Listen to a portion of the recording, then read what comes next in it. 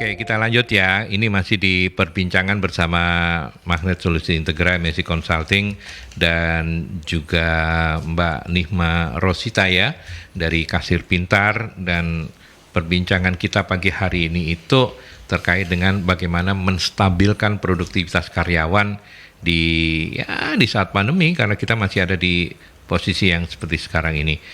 Ada Pak Denny yang bergabung. Matur nuwun sudah berkenan mampir di perbincangan pagi ini. Bagaimana mengukur efektivitas sistem daring produktivitas karyawan di masa pandemi ini?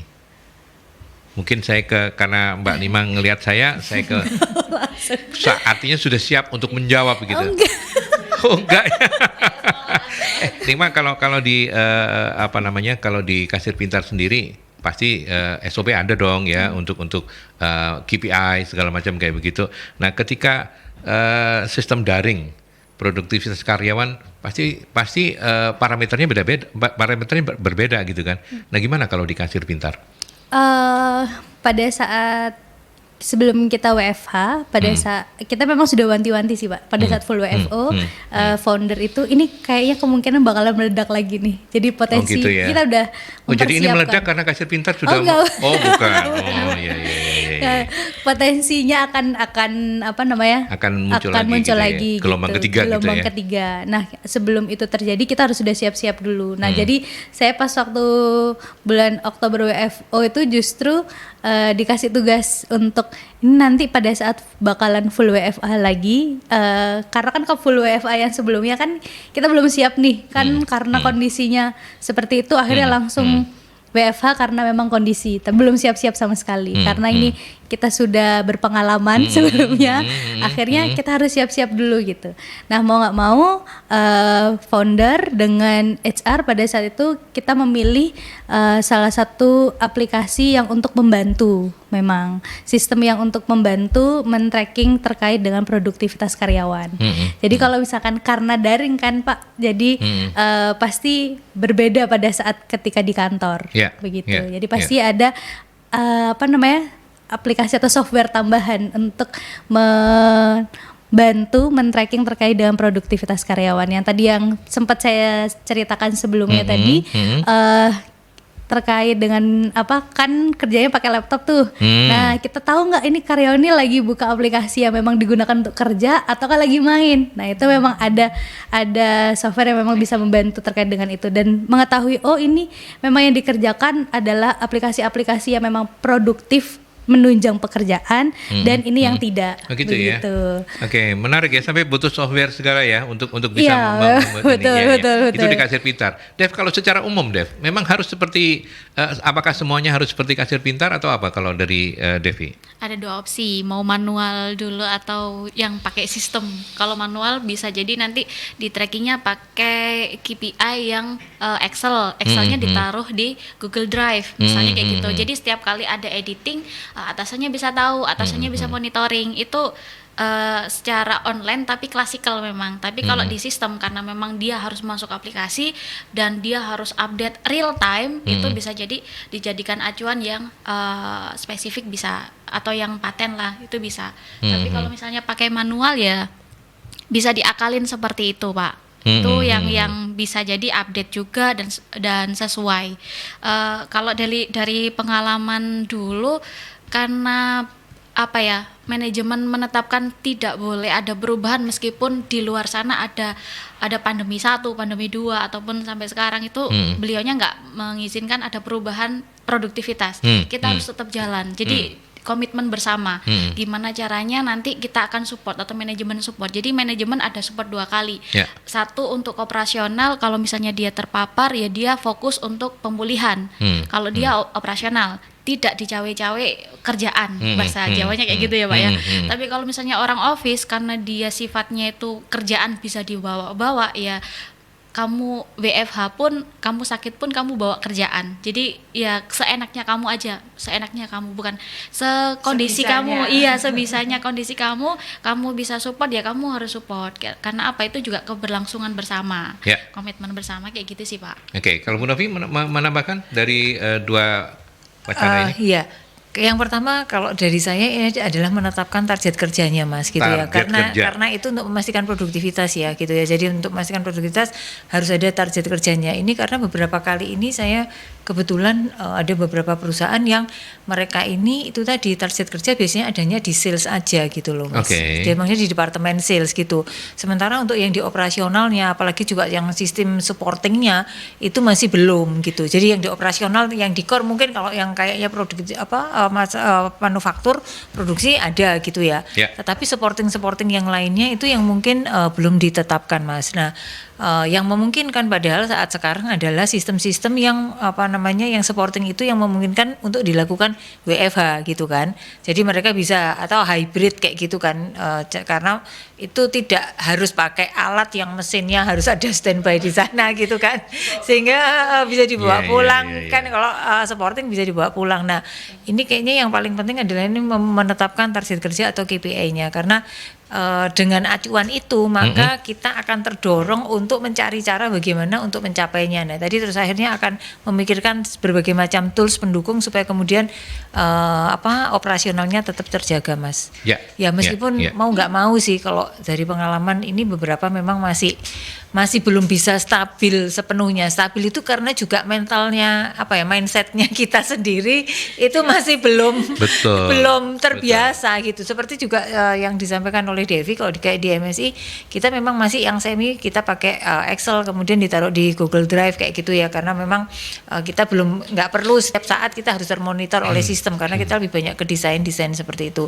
Nah kalau di tempat kita itu mungkin buat saya sendiri saya ngalami kalau misalnya gini, Dev saya mau minta reportmu yang klien PT ini sudah sampai jauh mana, ada di Google Drive Bu. Nah buka Google Drive itu ternyata Mas itu kalau ndak kulino bukan semacam keharusan untuk kemudian saya ngecek ke sana gitu. Jadi mungkin memang harus diciptakan suasana bahwa ya disitulah kemudian kita bisa memonitor semua aktivitas kita, karena teman-teman ini sebenarnya sudah apa-apa sudah ditaruh di Google Drive. Kadang sayanya sendiri yang ya Allah pakai buka Google Drive gitu loh. Biasanya udah kamu copy paste taruh di badan email aja, saya bilang gitu. Kenapa ya Dev, bos itu kok selalu seperti itu, kenapa ya? Bos. Ini belum kebiasaan. Belum terbiasa. Kadang itu nggak hanya atasan kayak gitu ya Pak ya, tapi juga teman-teman ini juga saya alamin. Mbak ini gimana sistemnya, kan saya nggak bisa nemenin dia 24 jam dan Mbak ini kayak gini atau Bu kayak gini, itu nggak bisa. Jadi ya sudahlah, ada yang pakai Google Drive, ada yang pakai sistem. Ini pun masih merepotkan gitu, masih tanya-tanya. Tapi menurut saya disinilah rencana baik dalam tanda petik Tuhan ya mengirimkan pandemi ini, bahwa orang kemudian belajar. Betul. Itu kayak ini kan kita juga pakai kayak MSI Karir gitu, kita kayak portal job seeker kayak gitulah Mas. Jadi orang kalau ngelamar kerjaan dia akan masukkan ke sana. Ini kemarin Devi karena ini sistemnya kita baru dan ada beberapa hal yang ternyata masih belum bisa smooth jalan semua. Devi akhirnya jadi helpdesk dia dari para pelamar yang nggak bisa masuk ke sana, ini gimana. Tapi akhirnya kita jadi improvement untuk program yang sedang kita develop Mas, sehingga kesulitannya pelamar di sana gitu. Jadi itu tadi harus improve lagi tentang digital. Mulai dari dulu sampai sekarang digital itu perkembangannya pesat banget. Pak Denny, insight yang bisa Anda dapatkan, dan silakan dipilih ya mau pakai yang mana begitu ya. Mau yang advance kayak kasir pintar atau lewat Google Drive juga Pak. Jalur ninja Pak. Jalur ninja ya. Jalur ninjanya Devi luar biasa. Devi ini pencolotan loh, ninja. Tapi ini ada yang menarik dari Mbak Firda atau Bu Firda dalam bidang jasa. Oh, ini khusus bidang jasa ya. Mungkin bisa dibilang baik menerapkan daring dalam kinerja karyawan, tapi bagaimana kontrol yang bisa diterapkan, karena umumnya karyawan akan merasa bebas, tidak ada kontrol dari atasan. Nah kalau nggak ada KPI-nya nggak ada kontrolnya Mas, nggak ada yang dimonitor kan gitu ya. Jadi tadi itu mesti ada KPI-nya, terus kemudian kalau udah ditetapkan KPI-nya pastinya kan kita membantu manajemen harusnya mensupport dengan mekanisme-mekanisme yang memudahkan karyawan mengerjakan dan juga memudahkan kita untuk memonitornya. Mungkin itu yang harus dipikirkan. Sudah ada atau belum ini Bu Firda seperti itu. Karena kalau misalnya itu belum ada tadi itu kita juga nggak bisa memastikan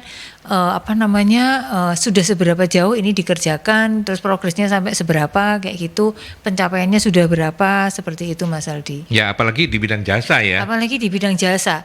Tapi sebenarnya paling gampang adalah kalau jasa kami jasa ya, itu kita punya timeline. Misalnya nih laporan hasil tes psikologi itu 3 hari setelah tes harus sudah terkirim. Ya. Monitornya sudah jelas gitu. Misalnya kayak ini kirim barang atau apalah yang ini kan misalnya harus sekian lama harus terdeliver misalnya kayak gitu.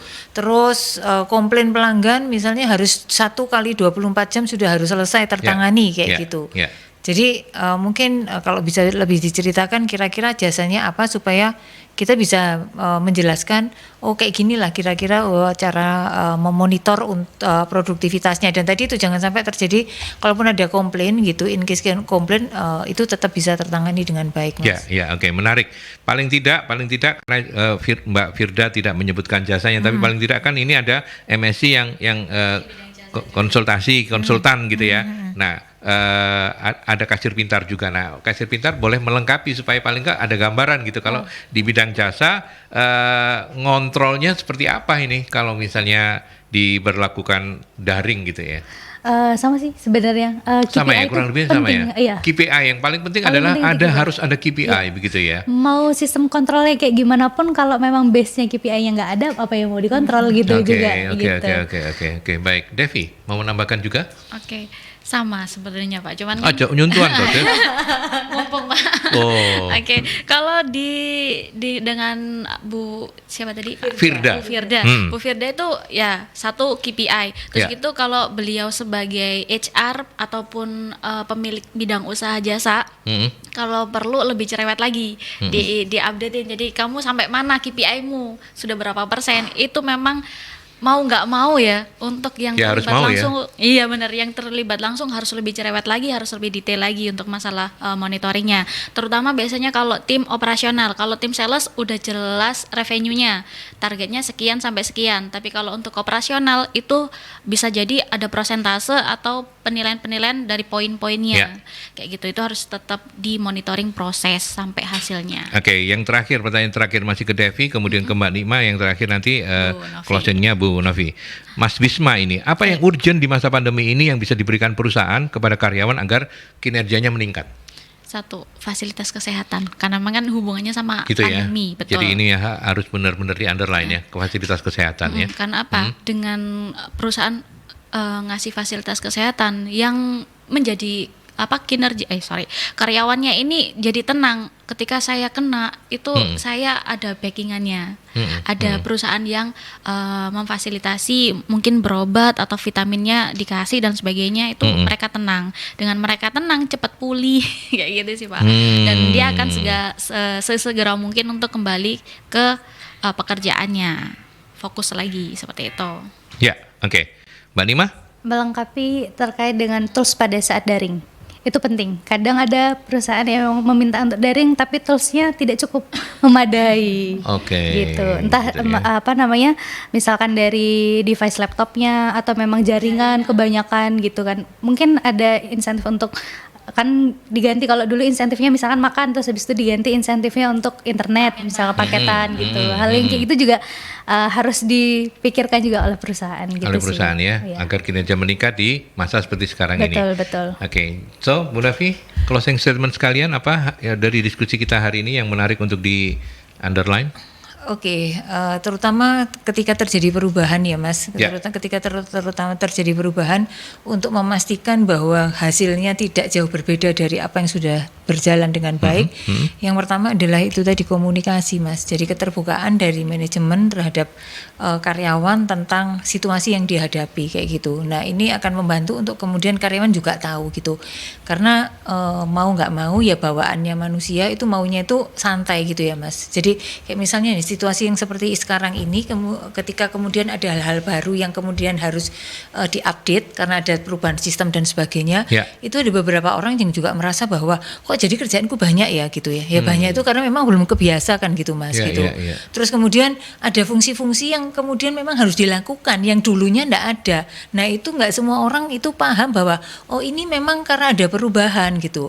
Ada yang menganggap bahwa kerjaanku dulu tuh memang katakan 5, sekarang kok jadi 8 ya gitu. Jadi 8 karena memang ada hal-hal lain yang memang harus dia kerjakan karena situasinya menuntut kayak gitu loh Mas.